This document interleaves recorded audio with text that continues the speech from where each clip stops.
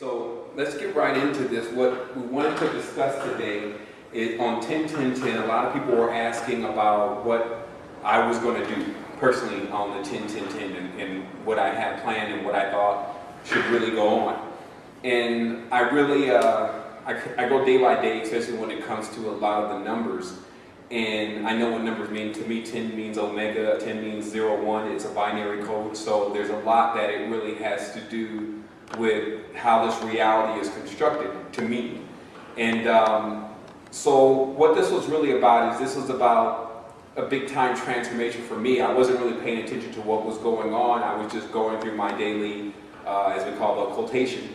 And I started to get a lot of hints of different things that were taking place and how it was building up to a certain point. And what this is actually building up to is the story of the world.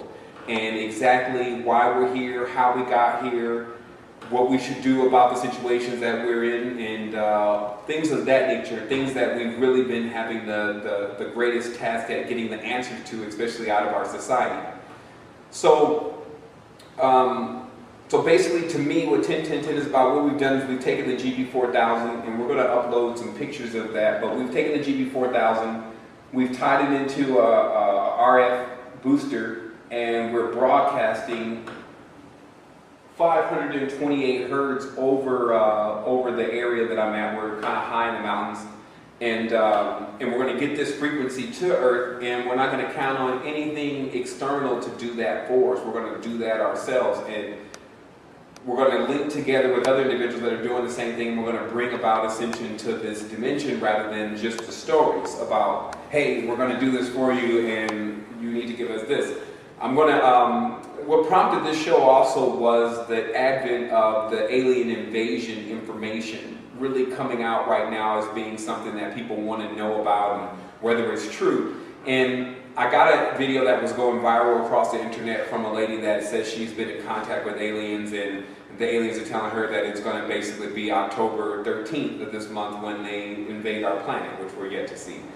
But the fact of the matter is that we already deal with the planet extraterrestrial life. So this, of course, resets us a little bit from the aspect of, do we have extraterrestrials coming in contact with our planet? The answer to that is 100% yes. Even some of the individuals here being of some type of extraterrestrial nature, being the individuals that are here on this planet in human bodies. And as a friend of mine just said a minute ago, I said I was going to actually say it on the show, finding out who you are may be a little weird. And especially if that information is just so far off of what they're telling you. But it is also empowering. Once you do know what you are and what you correspond to, it boosts your level of abilities. And so what we're going to first get into is I started to put this basic video together. And it was called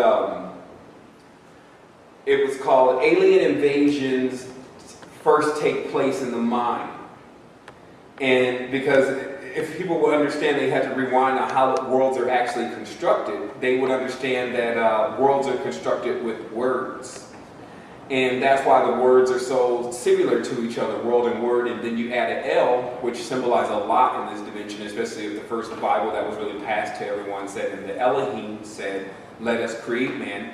Obviously, you're looking at beings that are capable of creating humans or other life forms with words, even planets with words. So we won't get too deep into that actual story. We'll just take it there that worlds can be created with words. And to further back that up, we find within Hebrew and within Sanskrit, we find if you say these words in water, you actually get the actual pattern of these symbols in water. And water also is being the most acceptable way to program a reality. Of course, our bodies being 70% water, our planet being just about 70% water. You can see how it's very easy to manipulate and control things from a level of power if you understand what words to speak. And that's what we started to take apart in the book, The Code of the Matrix, which is available free from the site. We started to take apart exactly what the language really meant. What this led into for me, ultimately, is that my mind kept humbling this information. It kept humbling the cipher, as we call it, to find out what was really taking place here, why I'm in this reality. It wasn't that comfortable for me to just go around reality every day without having the big questions answered, which is one, why am I here? And two, what happens when you die? So these type of questions are what sparked the level that we've taken the resistance to, and there's all the individuals that have been involved with that. Now what it's time for is it's time for the actual totality of the information. That's what I believe 10 really stands for, is like completeness. It stands for, in this reality, its actual time system. And that's why a lot of things run in 5, 10, 15, 20, and those type of increments, especially our currency, because our system is heavily based on the number 5. If everyone understands, there's 2 correlations with the number 5. That's Venus drawing out a perfect pentagram in our sky in its precession. And also Big 5, which is Sirius, which is the dog star that is behind our sun, that is said to sometimes hack the energy from our sun to allow us to receive certain kind of information through our photons. Possibly our wavelength of perception is altered this way. So what we wanted to talk about first was we wanted to talk about the history of this world and what exactly is going on in mythology. What was going on this planet before all these things that we're seeing now started to take place. And what you automatically should get the visual of is deep, dark womb. And the reason is because everything begins from what they call the prima mater, or the magma, or the mater, which is more or less like a dark matter in itself. And to only get an idea of what this is, somewhat in a fractal, not completely what it is, because no one's been able to determine what dark matter completely is. But if you can imagine, in this world, there was no land masses. It was completely water, for better lack of words, and there was no light. So this is where the term of the unbegotten really came from, because what you still discover in science right now is that if you put water in a petri dish and you let it sit there, of course the water, they say, will become susceptible to bacteria, and life will begin to sprout from that bacteria. First it will be mold, then it'll be different advanced types of molds, fungus, and then it'll start to move up from there, supposedly. Well, in totality, we want to ask the question, does this completely equal a man or a woman after the fungus goes trillions of years into evolution? But the thing is that what we really have to look at is that on our planetary system, there were things that were already here moving about in the deep. And they call themselves the unbegotten, or chthonic, or nighttime beings. The totality of the energies that you call nocturnal sprouted forth in a place that was basically what they will call a primordial soup swamp, something of this nature. And so this is the beginning of Earth's cycle. And this is probably the beginning of many planetary systems cycle. But the difficulty is becoming now is how to determine how this is created within a larger being's mind. Because what we're literally having to accept right now is that this whole reality as we see it is constructed by something that they would like to call architects. But in all actuality are just higher life forms that understand a few basic concepts. Which is, one, nothing really dies when it's carrying the spark of energy that was given to this whole galaxy by a source in which everyone that is in pursuit of energy is in pursuit of, because it's just pure energy. The dogma behind all of that, meaning the bottom parts of the pyramid and the individuals involved, are why you get the high amounts of stories and figures that you get in the history of our world, which we now have understood that the ancients who had all of these levels of higher knowledge were zoomorphing many versions of the energy so that it became more of an encryption to keep the knowledge of those energies away from people who didn't deserve it. It would lead them into profaneness. So if people didn't understand that the L of the serpent was just their terminology for electric energy, which hisses and bites, and went into worshiping the serpent, that was because they were automatically probably using the energy for something that was only going to benefit them. It was a selfishness to how you were going to try to become elect, or what they call electricity, or elevated, etc. So this L. So what we're looking at here now, and what this was really building up to, was how the invasion began to take place. This prima matter, this darkness, this womb of Earth has these archetypes inside of it, we'll say. We'll say everything that you can see, and they like to call this just Leviathan, that it was just a huge serpent with everything inside of it, because the myth is that the serpent will try to eat everything. It will try to, if it gets big enough, swallow everything and keep everything inside of it. And so what was inside was all the archetypes, or some were also outside. The serpent was not the most superior beast. In fact, the lion was, and that's why there was a whole mating early with the lion and the serpent, so that they could take the strongest energies and put them together, because there was going to be a war. What took place on this planet, if you notice that all the animals were not domesticated when man started to really get into his growing and his growth of cultivating land. He had to domesticate all the animals, meaning the animals were actually wild. So that also shows in the Sumerian text, when it looks like clearly more like humanoid type beings have come to Earth, and they have to wrestle with these animals first for control of Earth. Now what this is really about is because there's one being that in particular that they talk about more than anyone, the one who won all the awards, which is called Marduk. And this is later on ends up becoming Jesus Christ. This figure Marduk, who's also Jupiter, basically came to this planetary system under a command to subdue it. And the most interesting part about this story is that how it's been painted in mythology definitely is that there was a war taking place between these gods and them using a rod that later on became symbolized as the Triton or the Dorje, or a rod that has 3 points that shot out lightning. And that's why these gods became called lightning gods, which in the deeper text it says that it had the ability to knock stars from heaven and knock angels from heaven. So apparently it was some type of advanced weaponry, some type of net, also a beam or weapon that could paralyze even some of the greater beings. And this became also called the Uranus, which was the fire-spitting Uranus, which was a particular type of cobra in itself. So basically what we saw that the indigenous, or the ones that were primordial, or predators as they're called, were into higher levels of things, and that's where things began to spawn, because these beings are still the totality of everything that you see human beings have split off into now. So what was taking place is on this planetary system, they had to basically terraform it. And that's a term that's even used now, and that's something that they say that they're already complete with on Mars, is terraforming it and making it habitable for humanoids, not necessarily the beings that already live there. They will sometimes have to adapt after many of them die off, but the humanoid knows exactly what it needs to get to a planet to continue to produce its spice.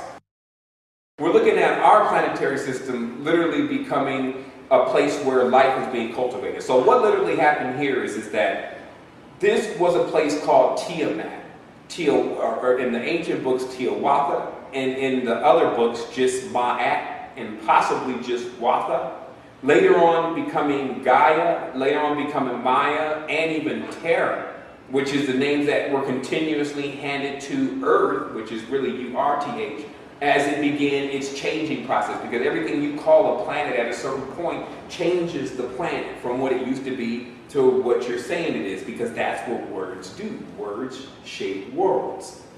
So what happened here was that the being in charge, Marduk, who was also called Ra, who had one beam. He's depicted as a one-eyed cyclops, at times having one beam in his forehead of a radar of some sort, some type of laser that became his weapon to war against the beings that were here and subdue them and put them under control.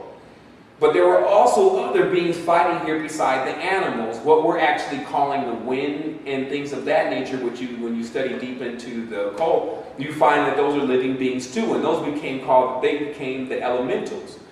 So if you're looking at Earth pre-history, you're looking at a planet of elementals where advanced beings would have to intrude, like a straight line, like an L, or angle, which is also an anagram for angels, into an orb. The same process you see when a woman's a woman's egg is taking in the male semen, intrude into the actual planet. So when this took place, the first thing that had to be subdued was the shore, because there was no land masses. So they say the biggest war that took place here was a great I guess I want to use the word collusion, because what's literally happening is mountains are smashing into each other just so that their land mass is raised, so the water is back down. So that's why they say mountains at times are symbols of what they say it's in feng shui. They say mountains are symbols of hindered energy. basically, where something has collided. And so what we saw here is we saw the shores and the landmass being put back, but these are actually living beings, so they're looking at what's doing this to them as we're at war with this being. And so, as the mythology goes, Jupiter went to war with all of the elementals and all the beings and subdued them.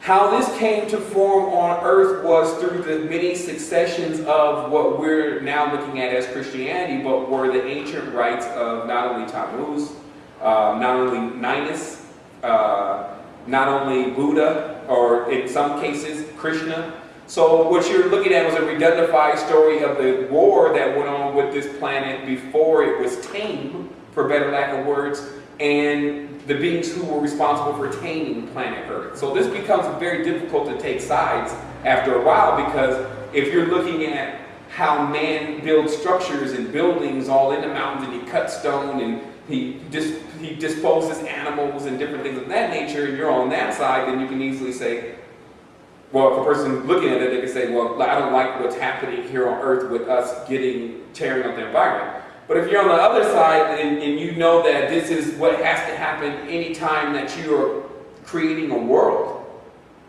then you're looking at the bigger picture. So that's what the two factions exist with on this world is that the never-ending battle that goes on between destruction and creation. And each person tries to take this role. One, the God says at times, I'm creating life, I'm spawning, I'm bringing new existence and new planets and new beings. And then the prime matter, which is, they say, moves about unconsciously and really realizes all this stuff is going on. It knows that it's the matter for everything. And so they say that the birth of a world is the death of a God. That's what it says in the ancient books. The birth of a world is the death of a God, because generally, the God, as everyone knows this term, is the world. It's a living being, and you're on top of it. So this makes perfect sense when you start looking deeper into a lot of things, especially the fractals of our existence. So moving on from there, you have the God world, Tiamat, Gaia, whatever you want to call it, going to war with a larger planet, clearly Jupiter, Marduk, Ra, who has a net, science, genetic science to terraform planets, to get spice going, to start going into the resources of the planet and getting everything cultivated, because of course these beings will have the technology to determine what planets were the most ripe, for better lack of words, for this kind of activity. Notice they even in Christianity term what they do a harvest when it's time for them to collect the souls, and this type of terminology they're called fishers of men, carpenters and farmers. This is the archetypes on what you have existing here. So what you had was you had different sides. And what we're going to get into now is we're going to get into, because this is actually not going to be a long show, this show's only going to be at the most an hour, but what we're going to get into is we're just going to get into a few things that we're just going to put as the Reptilian Agenda 101. What exactly is going on here now with Earth's phase and what's going on with the status? Now that we already understand where it came from, apparently it was created within the mind, that words spoken from these beings that understand how to create things within their minds create realities. It also gave all the beings inside of them, especially the first ones out, the ability to do the same thing, meaning that the first ones that were next in line to the Most High also gained many abilities to create worlds, and it kept spawning down. And then where we're at right now as even a species, since we're supposedly the crown of creation is humanity, is we're on the brink of discovering how to do that ourselves, as long as we don't become hindered within the same war that's been going on, which was what they call the vendetta, which is the war between those that were originally on this planet and those beings and how they existed versus what the world has become now with all the different beings that are now on it. So what we're going to talk about is we're going to talk about this alien invasion. What's really been talked about now is that there's going to be a return on this planetary system of people that have a higher level of knowledge, and they're coming to save Earth. And this is what's being passed around, and it's starting to become viral as the world is becoming a lot more sensitive to hearing things like that, versus in its old days it would just reject something like that altogether as buffoonery. But as we get more to a level of wanting something to happen and wanting something better to happen for this earth, a lot of people have become a lot more inquisitive about whether we could be visited by extraterrestrials. What this leads into is we need to explain now to humanity that the extraterrestrials have always been here, and that the faction itself that's representing itself as the ones to be channeling the beings that are on their way have been none other than the faction that has continuously been holding back the information that aliens have already been here. What this is really about is we'll get into just a brief history of extraterrestrials. You see already that the entrance of the Elohim inside of our galaxy, which are said to be connected with the planetary system of Orion, have already seeded Earth as a planet or a plant. This comes in the form of fertility gods. This is how it's stated in mythology, because they look at gods of fertility as being the birth of life, this is like the phallicism that exists within mythology. Now, if you notice men, if you go into Google and you type in men or M-E-N, Egyptian deity, you'll see that this deity has its phallus erect and ready to seed. So this is what you're really looking at when we call a splashdown, which is when other beings are coming, they call them star seeds, from other planets and literally land into these planets. And now this is how it starts to take place, because it all takes place in the mind.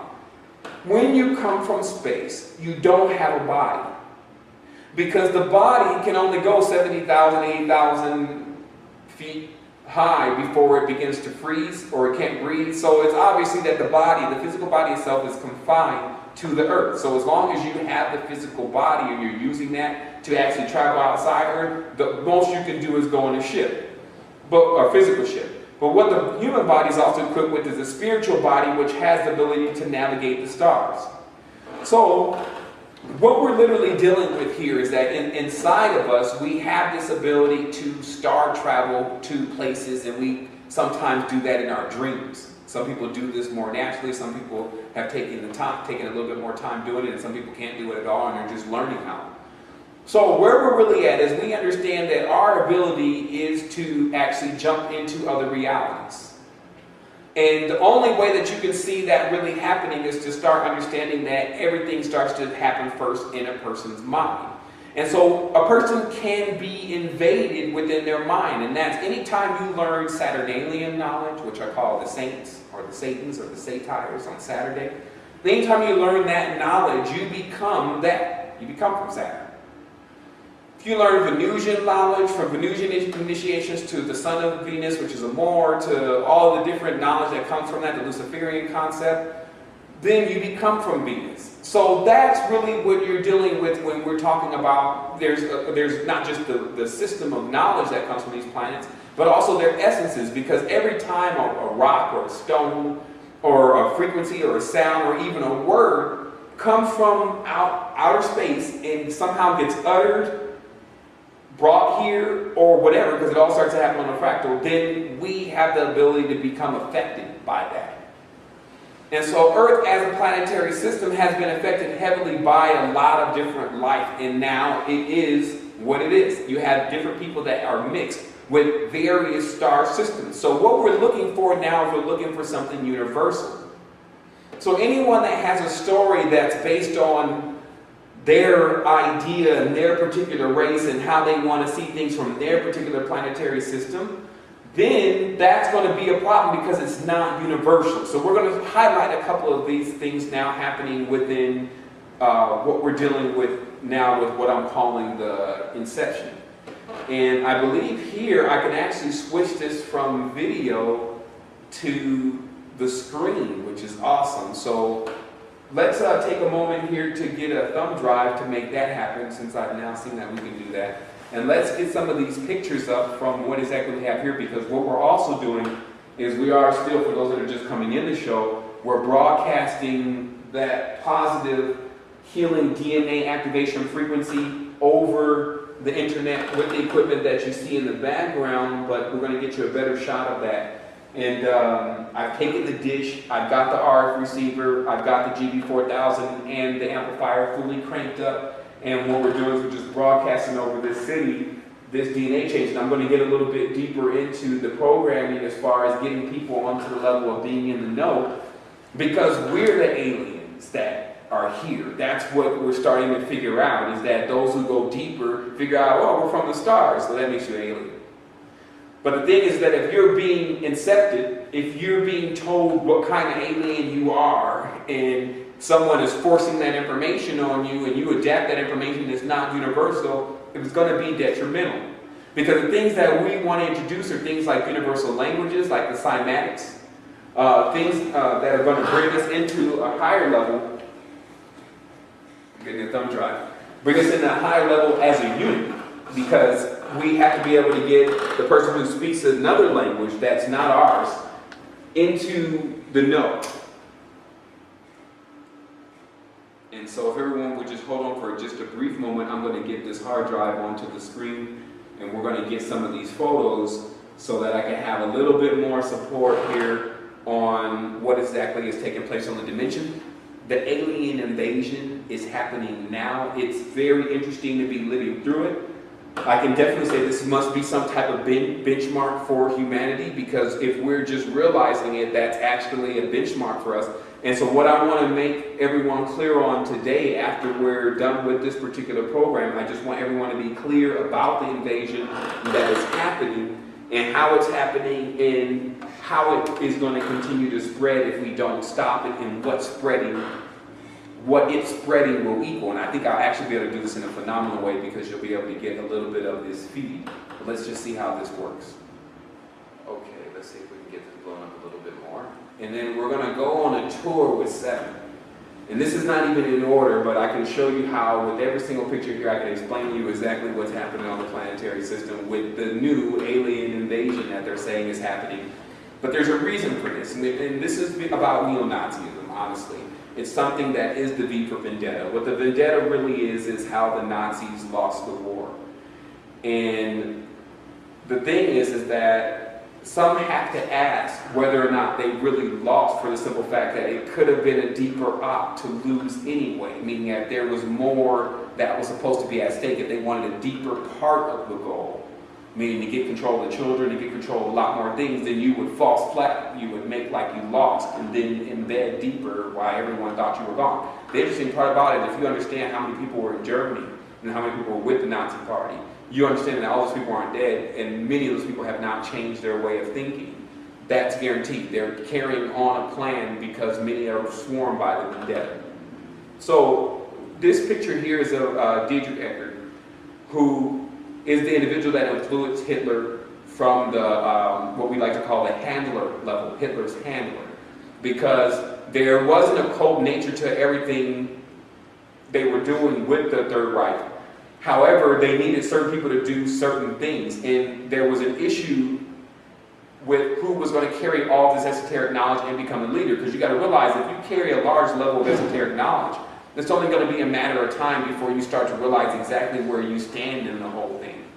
And so the fact of Masonry and many of the different societies is that they compartmentalize information. They only give a person a small amount so that the person doesn't have the whole story, so they start acting on the small amount before they get the story, and they're told to do this in trust. So the next picture here is of the actual Masonic tracing board, which is when joining Masonry, one eventually learns how to trace this out from the mind, but they start off by doing this freehand. And in all this, there is the actual symbols of Masonry. But you see the cross being the first, well, you see the G, which is the compass of the square, right there on the podium, and there's a ladder. And then there's a 7-pointed star that's right on top. And I want everyone to remember this particular part of the tracing board, because this is what's going to explain a lot about what's going on with the fates and the system of Pleiades. So what you're literally dealing with here is you're dealing with first the G, which stands for geometry and gravity. It's the ability when there's no gravity, one is not held to the earth. So the next step they show up the ladder is Christianity, and one understanding that. And then the next step they show up the ladder is an anchor, simplifying the gods of the sea, the fishes of men, Poseidon, Neptune, etc., the Dagon, the fish gods. The next thing is the chalice, which is the crest with the grail, overcoming the dragon or the actual Leviathan. And then the next thing is your fate, which is the 7 sisters, the star, the Pleiades, the 7-pointed star. So that's the tracing board. As we go on, we see Dietrich Eckart and Hitler here in a photo together. They definitely were always with each other. And from that, there was the National Socialist German Workers' Party that was formed. This became the Neo-Nazi Party and many things under this same umbrella.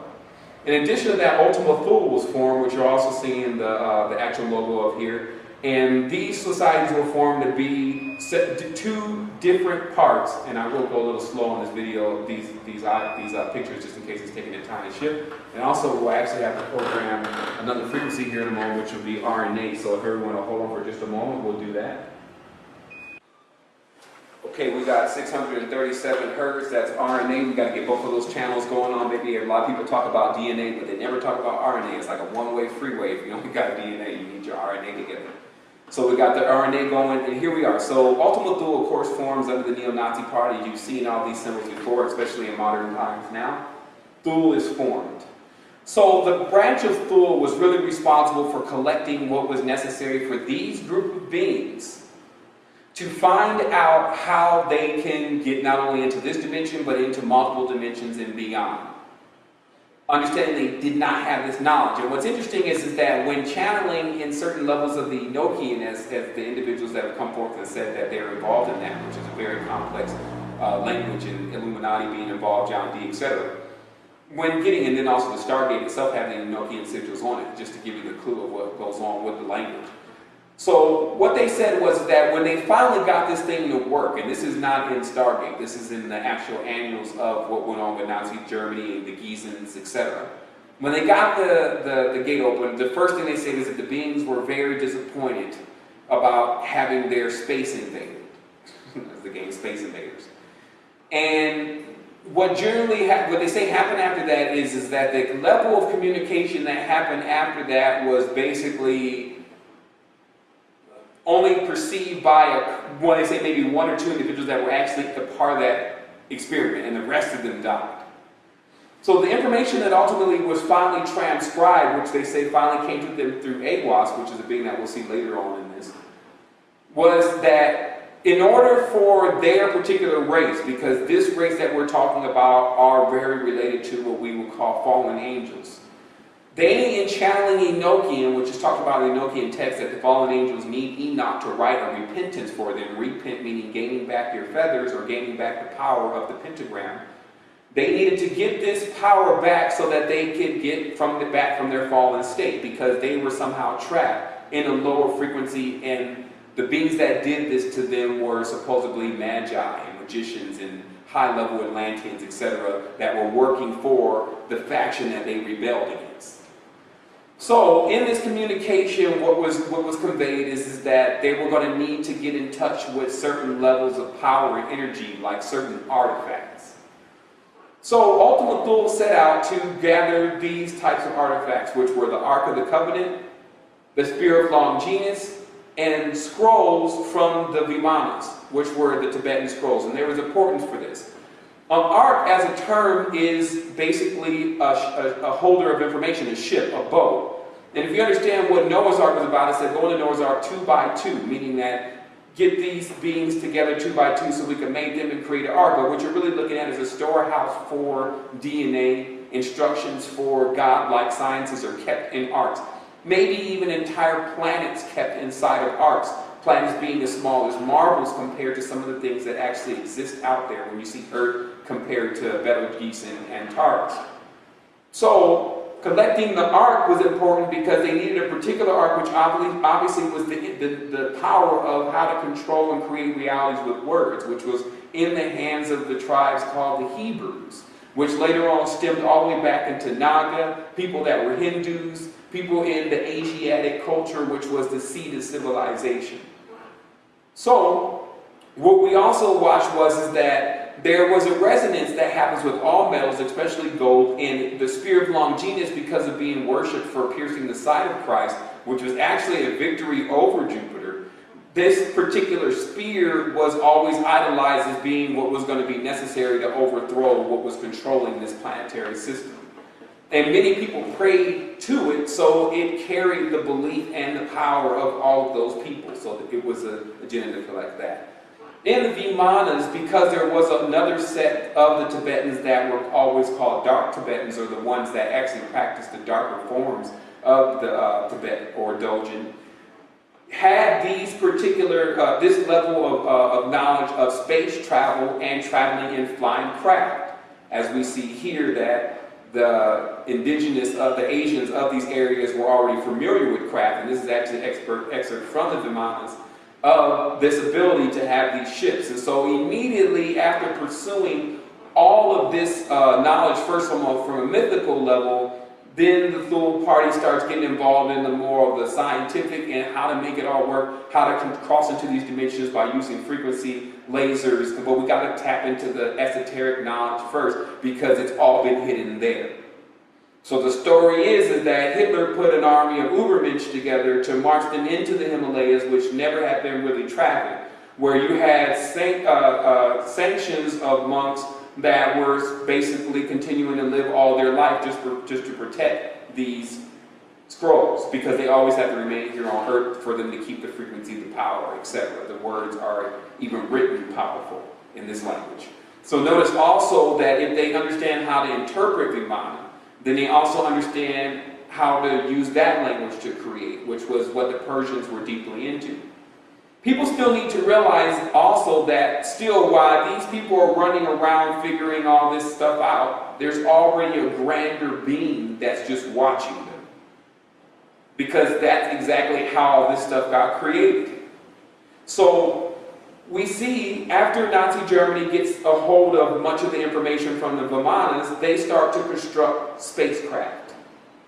And then Madame Blavatsky begins to play the role of how this whole agenda is going to end up becoming more or less the new religion and the new way that everyone is to believe, or what we call a new world order.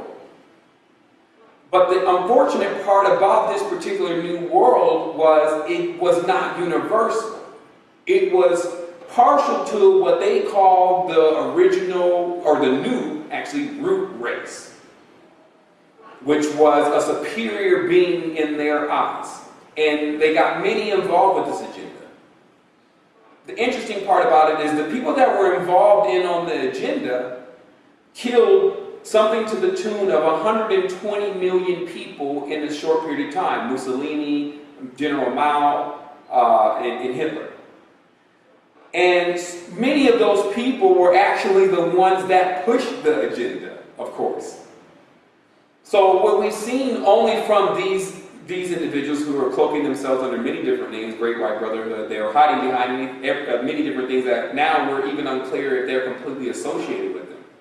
Meaning that when they use the swastika itself, does that mean that the swastika did not exist before the Thule party came together? Of course not. The swastika in itself was a symbol of wisdom and was a symbol of perpetual energy. But as the mind state of the population controls the meaning of the symbol's meaning itself begins to change.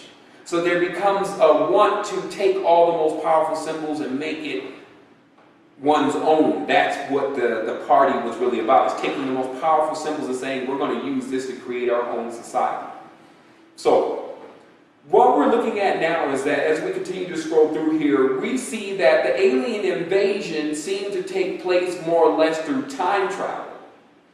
Understanding now, as Dan Winter is opening up more about different things in relation to Syrian technology, that when you're dealing with a planetary system such as Earth and how easy it is to program our wavelength, when you're in linear time, meaning that when you actually have a time clock, if there's beings that are outside of that, especially sidereal beings, they can dip into time instantly and maybe alter things that were supposed to take place in the future, etc. But this is still not just as easy, just said. It has to be also done.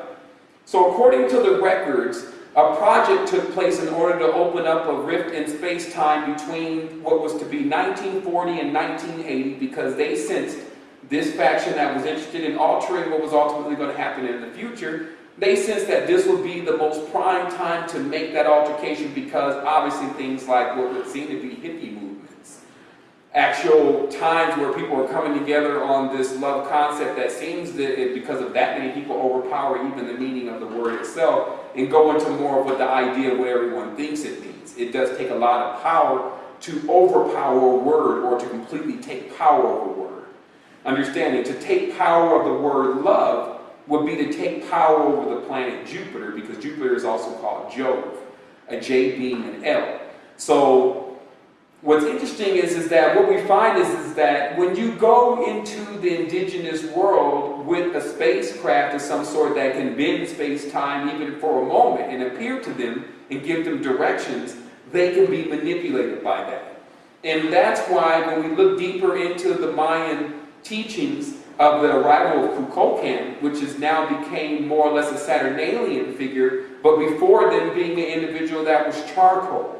So the interesting part is that what we find is an altering of history. And the reason why that has to be prevented is because then no one's going to have their real origins.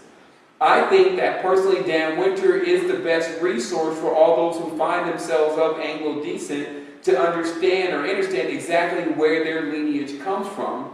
And then in addition to that, reading books such as Anacalypse, which I'll post onto the site with the audio composition of what the original gods really looked like and where certain gods were from. Because it's a fact that many of the beings that came later on, that were not here in the beginning, went to war with the beings that were already here. Meaning that every time you see a skirmish take place on Earth, if you saw Egypt being overthrown by Rome, everyone already knew the Romans were from Mars and were already having trouble on their planet, and a faction of them needed to expand also here on Earth. Some have come with a god and all of a sudden overthrew the previous god that was in power. This happens because these beings are real. And to understand that or understand that is to get a bigger idea of what you're exactly into and what you're involved with and what's being conveyed to you at this point, because there's a reason why you're being put in the know. And so what you have here is you have a circle of individuals who began to bring forth individuals that they would just like to call Nords or Nordics, which connected very heavy back into the Druid connection of spirituality in the tree of Yggdrasil and the fairy and the elven gods. In addition to that, you also had information that was not exactly a part of these factions at all, especially when it came from Tibet and Asia, that they incorporated into their writings in order to give them more clout and ability to erase the story of what they were doing in Orion. Because these beings were originally fleeing from their source. And the most interesting part is, and this is what we're going to highlight in this new recording that we're putting together, but if you notice here on this chart, you see on the bottom right-hand corner Simyas, as they have here as blonde and blue-haired woman.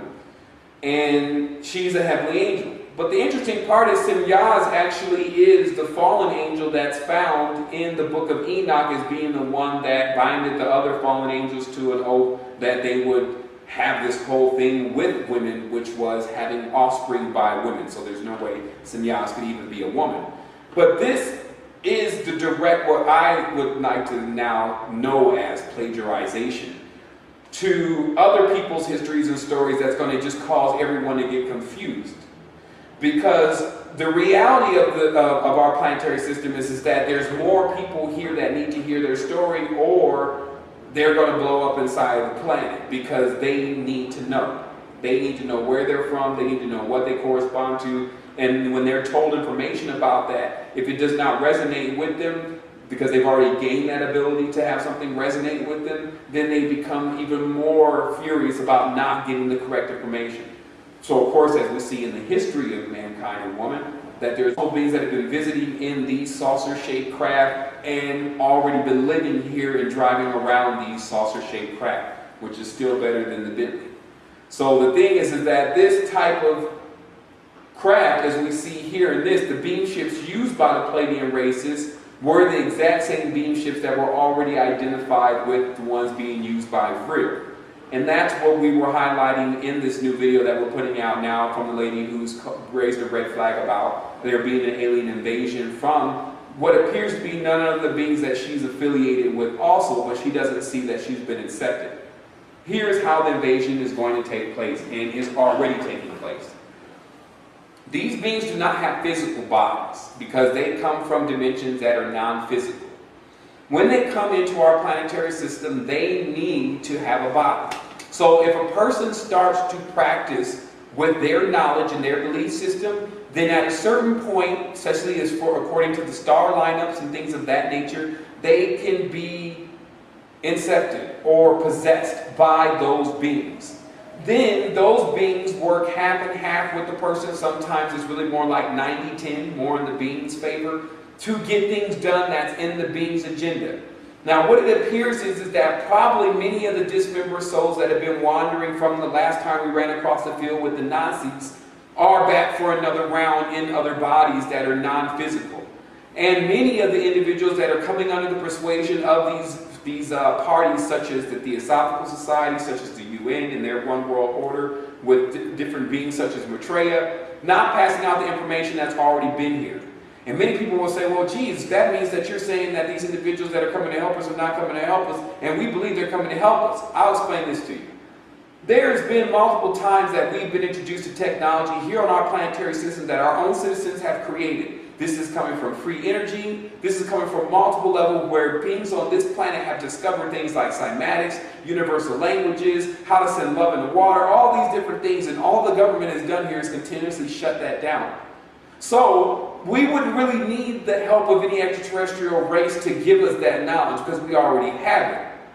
The interesting part is that if these beings could do anything about what was actually going on here, if they weren't exactly the problem themselves, meaning coming to get more of our resources, coming to try to share our bodies with us, then the fact of the matter is that they would have already gotten Jupiter off of our back. Because that's what's holding this planet together, and everyone that's adept knows that. So, what we have to figure out, and what we're tasked with figuring out, is what exact phase are we in all of this?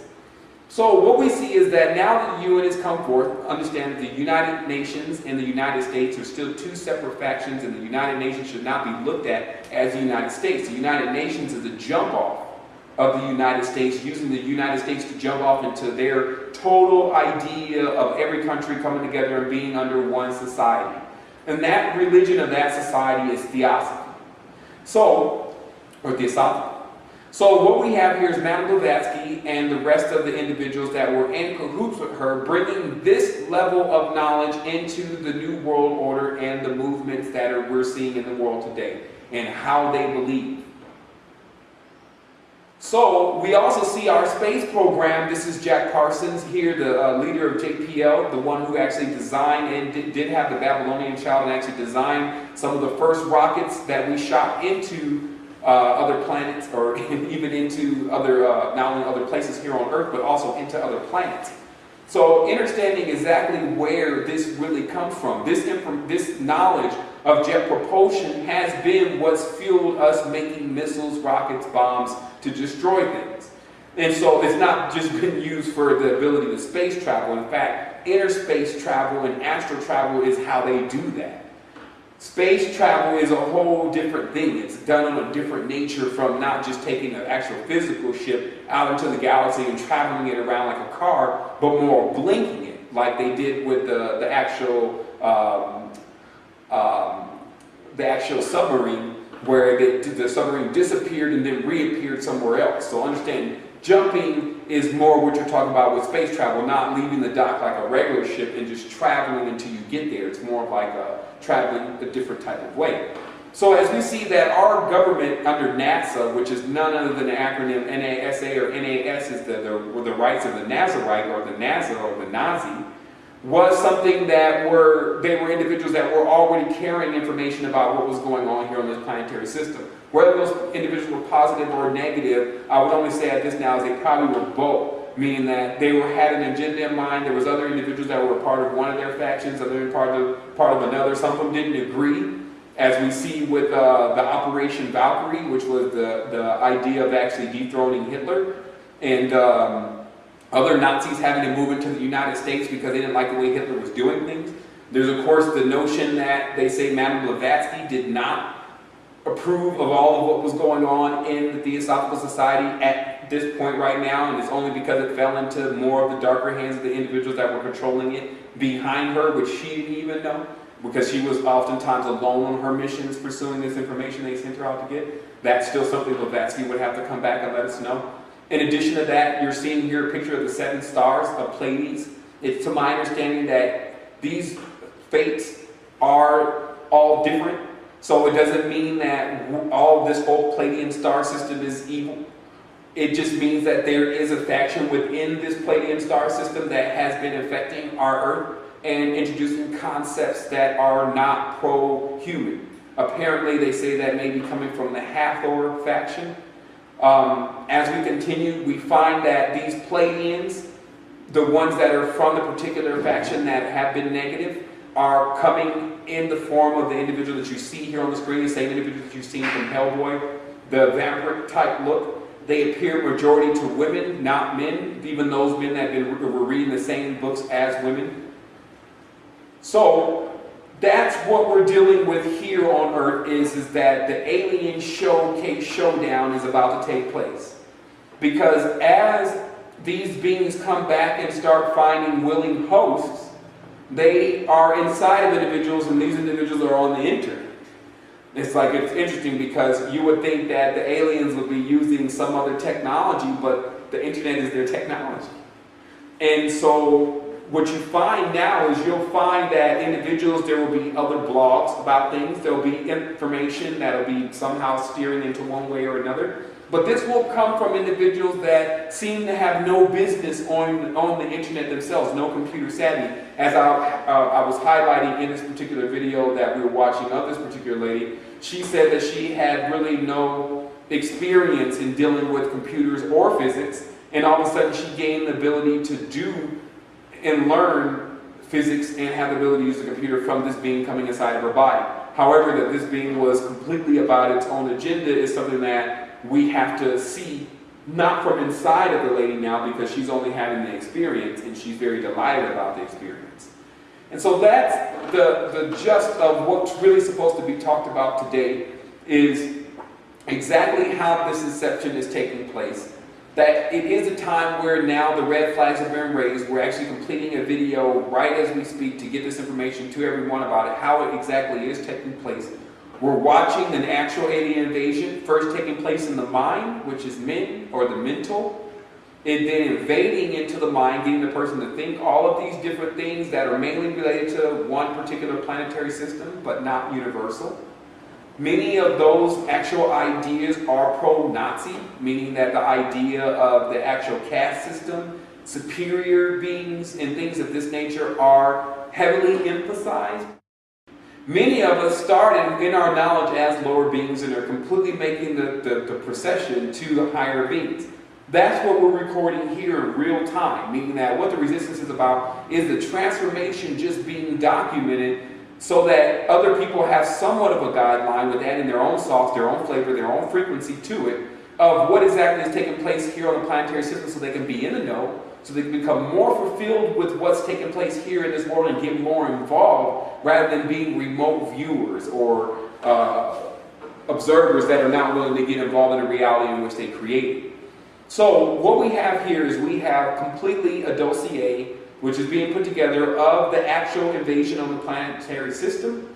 Again, it's first taking place in people that are of somewhat of the New Age persuasion, that have accepted the Archangel Michael coming across the grid, and the different sacred geometries and the stars of David, and all these different things that they've now collected and then put into their minds. And then what that's allowed them to be is open to a faction that at this point, rather than terming it good or evil, we'll just say it has an agenda. We need to understand to this level whether that agenda totally benefits humanity. And if we are citizens of the universe and citizens of humanity, then this will be something that we will want to get involved in so that we make sure it doesn't go the wrong way. Factions like the United Nations are factions that exist within themselves making decisions. Those decisions aren't in front of everyone at this point, even though they have all the power.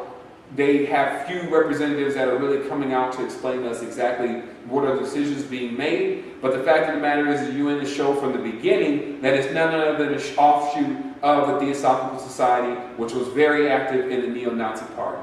And that the scheduled alien invasion that's due here on Earth is first to take place in ships from the body, in the physical level, and then from the body, from the spiritual level, and then from the actual physical level, if this planetary system begins to accept that as their reality. And now in this recording with this,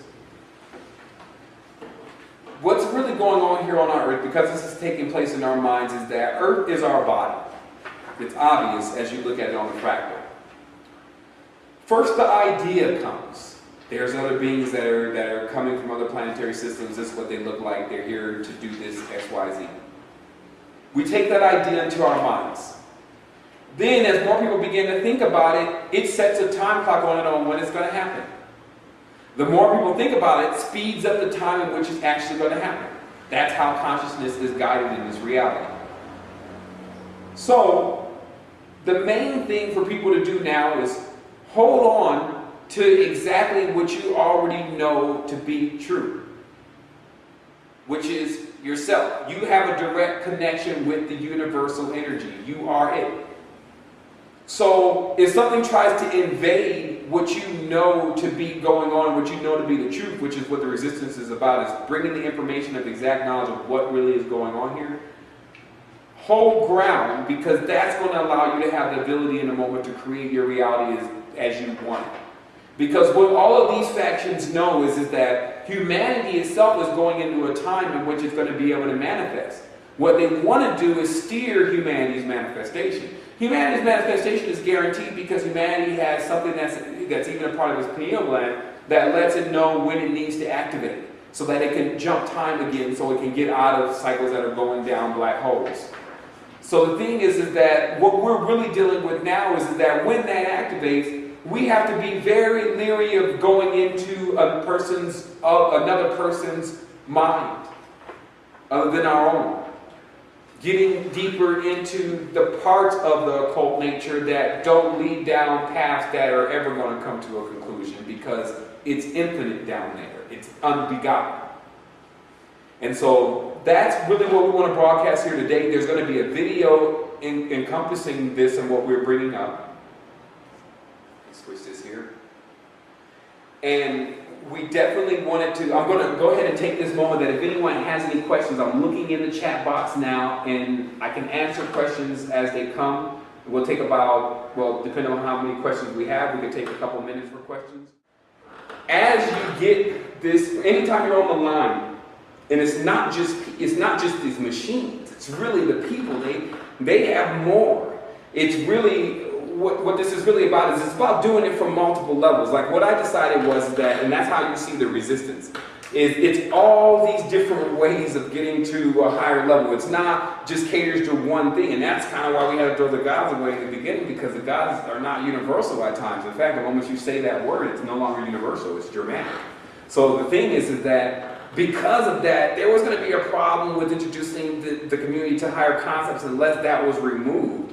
So what literally happened anyway is that we had to start from another level, and that's really what I like to document now is, and there's individuals that are involved now that we're trying to get this documentary together, is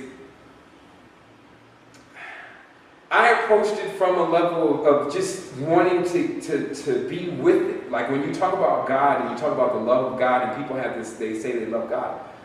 They have no idea at times when you really want to get close to your creator and what you really came from, and how much you really will pursue doing that if you're actually serious about it. And then that's what I started to also check myself, because the thing is that steel sharpens steel, so a lot of times we've gotten to these levels where we can't take a person's advice anymore. It's like if someone gives us advice, we get kind of pissed off that they're even saying anything to us like that, like how audacity they're even thinking they can tell me what to do. And that's how our attitudes are. So that means if you're not taking advice and you're not giving yourself advice, you're just spinning out of control.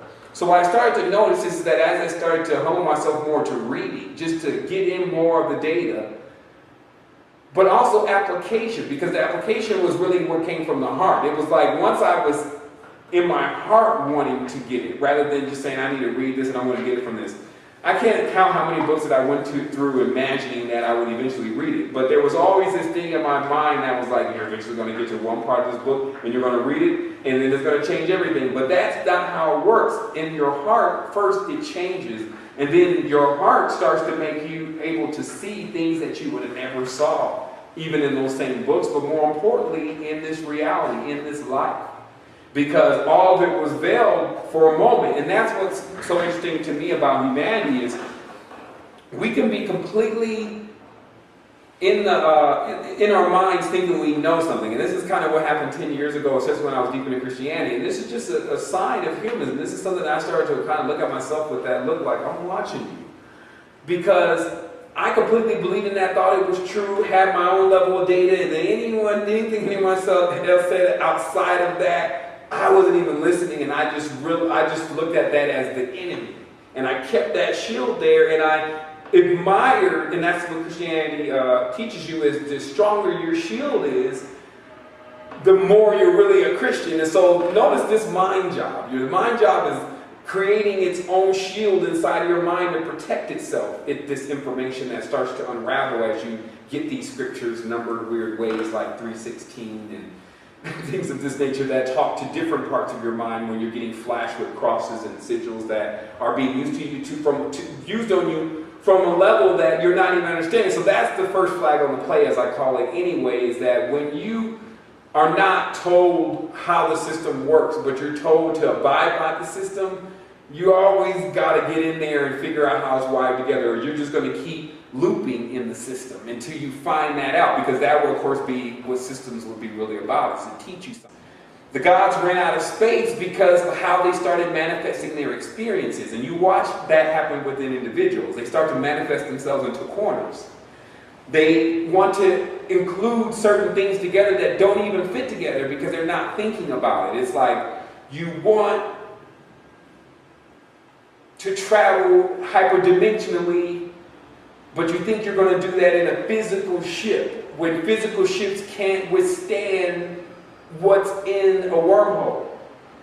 And nothing physical can, because physical is like inorganic. And so it's literally where there's all these pieces now that we're able to really put together, and then we're looking at ourselves as being in this huge folly.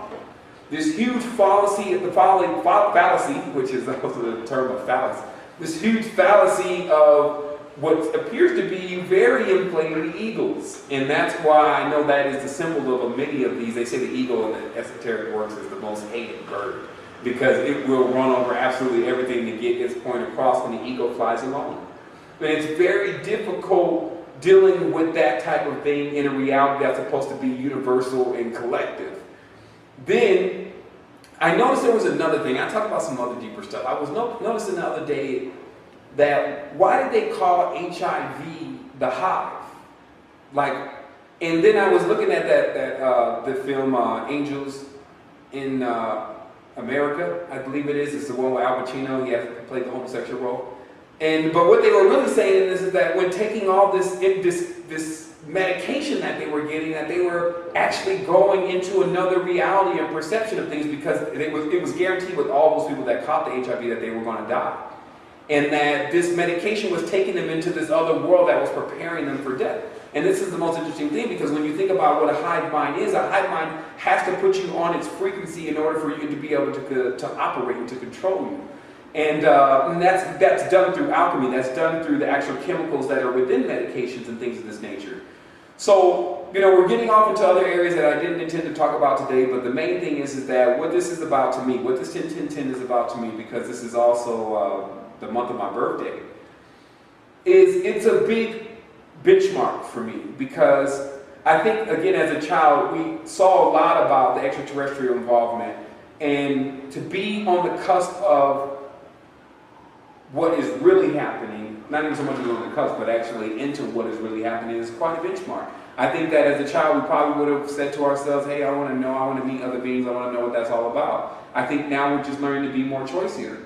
It's like, we now learn that, yeah, we can interface with other beings, but which one are we going to interface with? We're not being so naive to like, oh, yes, come pick us up, and take me off the planet. But the thing is the big part about when you run out of space And this is something I've been talking to a few of my friends about.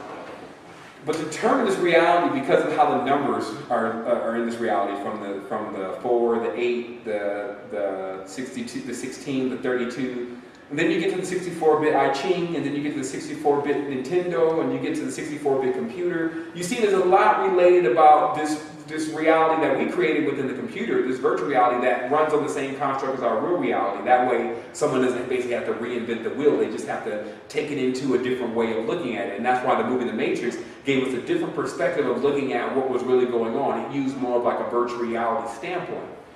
So, what we're really seeing here is these virtual realities, as we will call it, are the worlds that we're enjoying right now. There's 50 people in this virtual reality right now. And this is like a loading construct for information that's to take place in the future, and things that are taking place now. And that's the big concept around the in the know, which is what we're doing, is putting everyone into this level of information so that they can adjust themselves, because things don't end at death. And that's what's so interesting also about this information, is that it has far-reaching effects. See, the thing was that the reason why most people forget things when they die and they come back is because most of the stuff wasn't worth being remembered. That's what they talk about, the Egyptians heavily talk about, is that if you didn't learn anything strong, then it could not withstand the test of time. It could not withstand your next existence. That's how I was telling people, do you actually think Michael Jackson went into his next existence not knowing he was Michael Jackson in this life right here?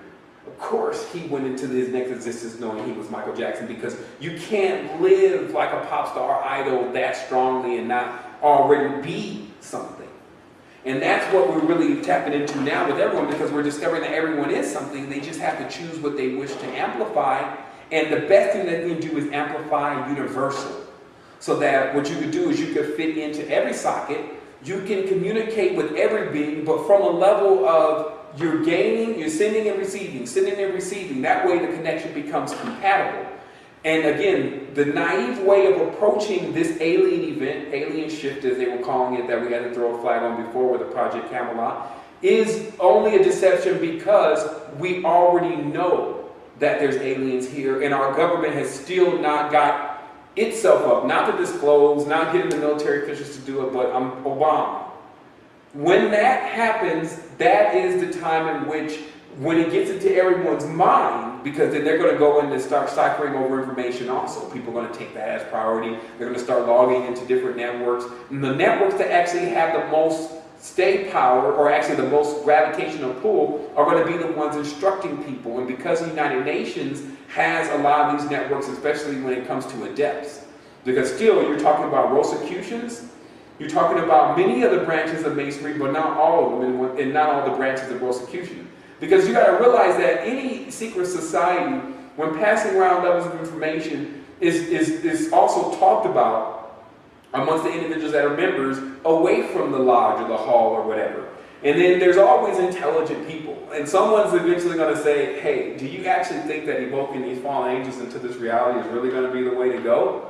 And then someone's going to respond, well, I don't know, because we've already taken the oath, so how is it we're going to stop something like that from happening since we've already taken the oath and we can't tell it to anyone? And then someone would say, well, is there anywhere in Merovingian law, or the law of Bar, which is the law of Saturn, in which we can find a loophole around getting that information to people? And then someone would probably say, well, yeah, we could probably create a time loop of reality that doesn't actually exist within the construct of the rules that the actual being that puts everything in control took place. So you see, there's always a way around things.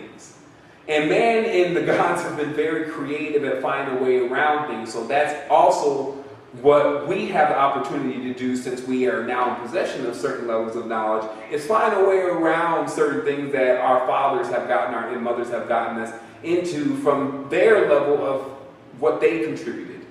Meaning that every time when someone looks at the reality and says there needs to be improvement, then all they need to do is work on implementing that improvement. We've never said that the reality was going to go without improvement. Meaning that no one ever said that the reality was to remain the same. Nothing remains the same, because nothing ever stops.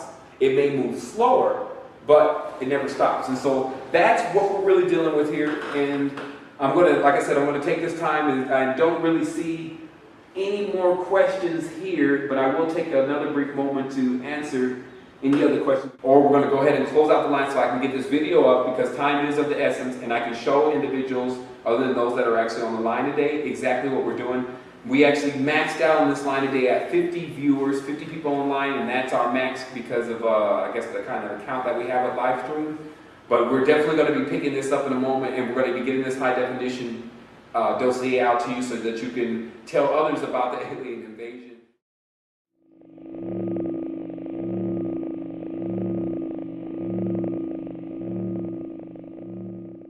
Didn't understand that the L of the serpent was just their terminology for electric energy, which hisses and bites, and went into worshiping the serpent. That was because they were automatically probably using the energy for something that was only going to benefit them. It was a selfishness to how you were going to try to become elect, or what they call electricity, or elevated, etc. So this L.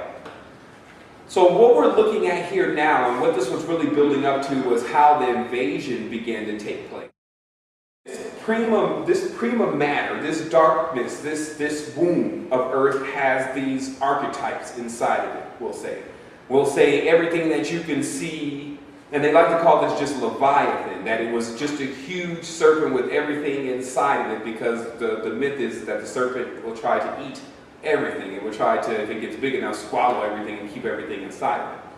And so what was inside was all the archetypes, or some were also outside. The serpent was not the most superior beast. In fact, the lion was, and that's why there was a whole mating early with the lion and the serpent, so that they could take the strongest energies and put them together, because there was going to be a war. What took place on this planet, if you notice that all the animals were not domesticated when man started to really get into his growing and his growth of cultivating land. He had to domesticate all the animals, meaning the animals were actually wild. So that also shows in the Sumerian text, when it looks like clearly more like humanoid type beings have come to Earth, and they have to wrestle with these animals first for control of Earth. Now what this is really about is because there's one being that in particular that they talk about more than anyone, the one who won all the awards, which is called Marduk. And this is later on ends up becoming Jesus Christ. This figure Marduk, who's also Jupiter, basically came to this planetary system under a command to subdue it. And the most interesting part about this story is that how it's been painted in mythology definitely is that there was a war taking place between these gods, and them using a rod that later on became symbolized as the Triton, or the Dorje, or a rod that really came from, because what you still discover in science right now is that if you put water in a petri dish and you let it sit there, of course the water, they say, will become susceptible to bacteria, and life will begin to sprout from that bacteria. First it'll be mold, then it'll be different advanced types of molds, fungus, and then it'll start to move up from there, supposedly. Well, in totality, we want to ask the question, does this completely equal a man or a woman after the fungus goes trillions of years into evolution? But the thing is that what we really have to look at is that on our planetary system, there were things that were already here moving about in the deep, and they call themselves the unbegotten, or chthonic, or nighttime beings. The totality of the energies that you call nocturnal sprouted forth in a place that was basically what they will call a primordial soup swamp, something of this nature. And so this is the beginning of Earth's cycle, and this is probably the beginning of many planetary systems cycle. But the difficulty is becoming now is how to determine how this is created within a larger being's mind. Because what we're literally having to accept right now is that this whole reality as we see it is constructed by something that they would like to call architects, but in all actuality are just higher life forms that understand a few basic concepts, which is one, nothing really dies when it's carrying the spark of energy that was given to this whole galaxy by a source in which everyone that is in pursuit of energy is in pursuit of, because it's just pure energy.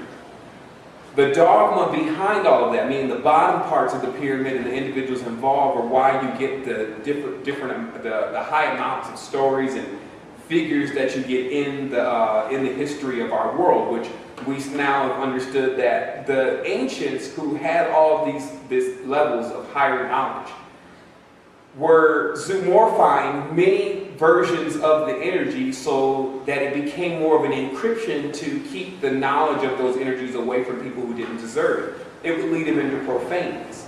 So if people did go to the Matrix, which is available free from the site, we started to take apart exactly what the language really meant. What this led into for me, ultimately, is that my mind kept humbling this information. It kept humbling the cipher, as we call it, to find out what was really taking place here, why I'm in this reality. It wasn't that comfortable for me to just go around reality every day without having the big questions answered, which is one, why am I here?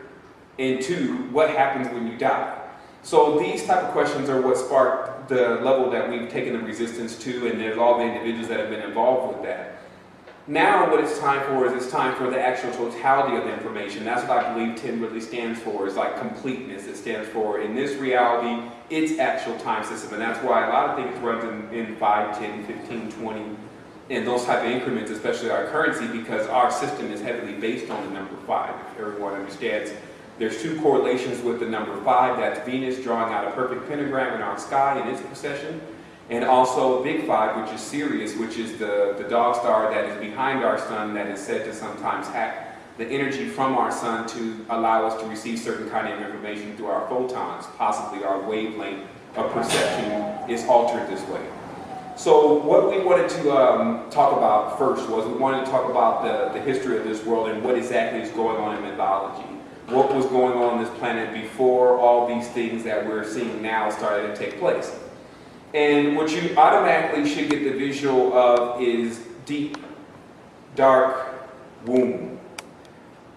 And the reason is because everything begins from what they call the prima mater, or the magma, or the mater, which is more or less like a dark matter in itself. And to only get an idea of what this is, somewhat in a fractal, not completely what it is, because no one's been able to determine what dark matter completely is. But if you can imagine, in this world, there was no land masses. It was completely water, for better lack of words, and there was no light. So this is where the term of the unbegotten. So let's get right into this. What we wanted to discuss today is on 10-10-10. A lot of people were asking about what I was going to do personally on the 10-10-10 and what I had planned and what I thought should really go on. And I really, I go day by day, especially when it comes to a lot of the numbers. And I know what numbers mean. To me, 10 means omega, 10 means 0, 1. It's a binary code. So there's a lot that it really has to do with how this reality is constructed, to me. And so what this was really about is this was about a big time transformation for me. I wasn't really paying attention to what was going on. I was just going through my daily, as we call it, occultation. And I started to get a lot of hints of different things that were taking place and how it was building up to a certain point. And what this is actually building up to is the story of the world and exactly why we're here, how we got here, what we should do about the situations that we're in, and things of that nature, things that we've really been having the greatest task at getting the answers to, especially out of our society. So, so basically, to me, what 10-10-10 is about, what we've done is we've taken the GB4000, and we're going to upload some pictures of that, but we've taken the GB4000, we've tied it into a RF booster, and we're broadcasting 528 hertz over the area that I'm at. We're kind of high in the mountains, and we're going to get this frequency to Earth, and we're not going to count on anything external to do that for us. We're going to do that ourselves, and we're going to link together with other individuals that are doing the same thing. We're going to bring about ascension to this dimension rather than just the stories about, hey, we're going to do this for you and you need to give us this. I'm going to, what prompted this show also was the advent of the alien invasion information really coming out right now as being something that people want to know about and whether it's true. And I got a video that was going viral across the internet from a lady that says she's been in contact with aliens, and the aliens are telling her that it's going to basically be October 13th of this month when they invade our planet, which we're yet to see. But the fact of the matter is that we already deal with the planet extraterrestrial life. So this, of course, resets us a little bit from the aspect of, do we have extraterrestrials coming in contact with our planet? The answer to that is 100% yes. Even some of the individuals here being of some type of extraterrestrial nature, being the individuals that are here on this planet in human bodies. And as a friend of mine just said a minute ago, I said I was going to actually say on the show, finding out who you are may be a little weird. And especially if that information is just so far off of what they're telling you. But it is also empowering. Once you do know what you are and what you correspond to, it boosts your level of abilities. And so what we're going to first get into is, I started to put this basic video together. And it was called Alien Invasions First Take Place in the Mind. And because if people would understand, they had to rewind on how worlds are actually constructed, they would understand that worlds are constructed with words. And that's why the words are so similar to each other, world and word, and then you add an L, which symbolizes a lot in this dimension, especially if the first Bible that was really passed to everyone said, and the Elohim said, let us create man. Obviously, you're looking at beings that are capable of creating humans or other life forms with words, even planets with words. So we won't get too deep into that actual story. We'll just take there that worlds can be created with words. And to further back that up, we find within Hebrew and within Sanskrit, we find if you say these words in water, you actually get the actual pattern of these symbols in water. And water also is being the most acceptable way to program a reality. Of course, our bodies being 70% water, our planet being just about 70% water. You can see how it's very easy to manipulate and control things from a level of power if you understand what words to speak. And that's what we started to take apart in the book.